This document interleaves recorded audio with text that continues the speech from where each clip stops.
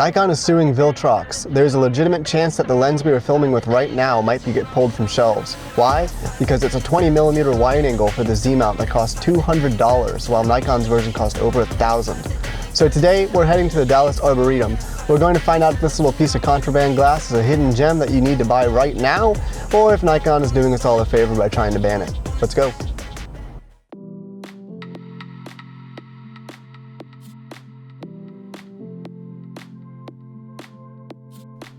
Before we go on location, let's quickly go over the specs of this lens.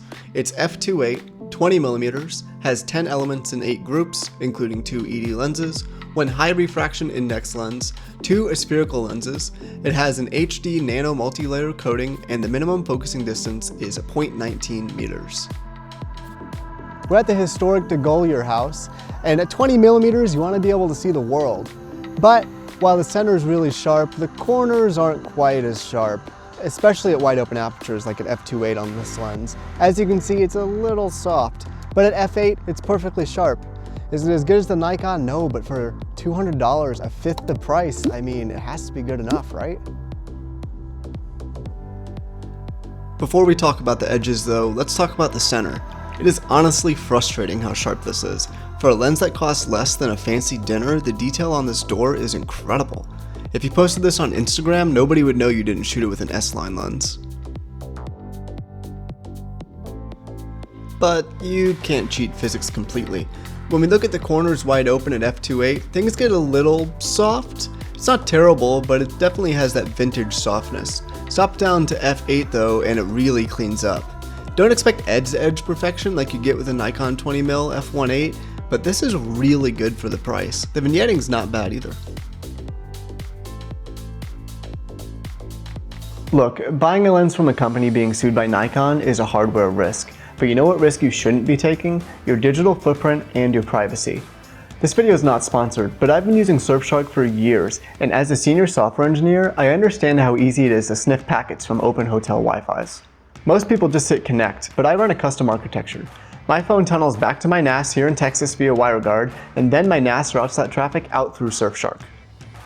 Whether you want to build a setup like mine or just hit the green button and be safe, check the referral link below. It gets you a discount, gets me a free month, and proves that privacy still matters. Let's get back to that lens review.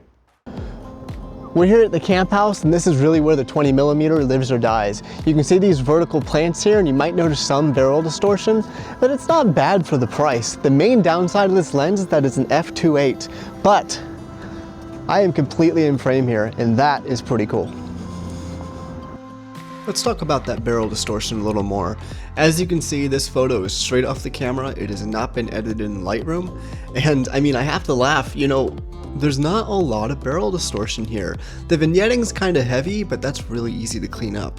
I mean, I remember the kit lens on Nikon DX cameras. I mean, that had horrible barrel distortion, and you can still buy that lens and it's like twice the price of this.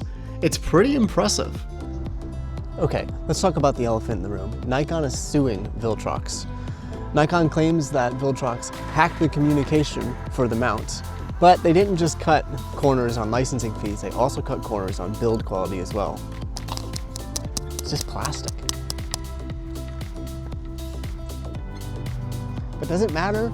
I would argue that it's actually a good thing. Long days like this when we're walking around, it's not metal, it's not heavy, and it's built well enough. And you know what? The autofocus motor? You can't even hear it. That's impressive for $200.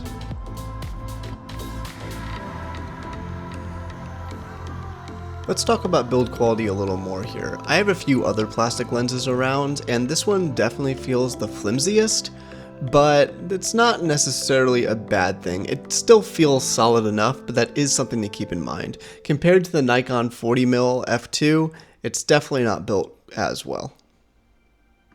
Yeah, you can spend a lot more and get a slightly sharper lens, but it's huge and bulky, and you're probably not going to take it on a trip with you. This one easily fits in your bag, it's compact, light.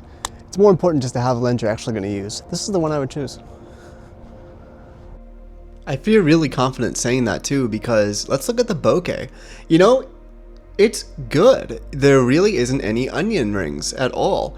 which really impressed me because even with a more expensive Tamron that I have, that kind of has onion rings, and especially compared to that Nikon kit lens, it's really bad. So comparing it to like the 40mm Nikon that I have, I would say the bokeh is pretty much the same. I was not expecting that for a $200 lens. This thing keeps impressing me over and over. So the verdict, this is 90% the lens at a fifth the price of the Nikon.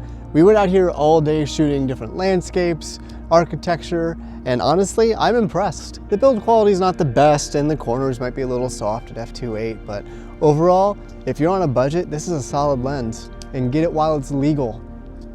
This is Alex, this is Twice the Trek. Don't get sued, have fun, we'll see you in the next one.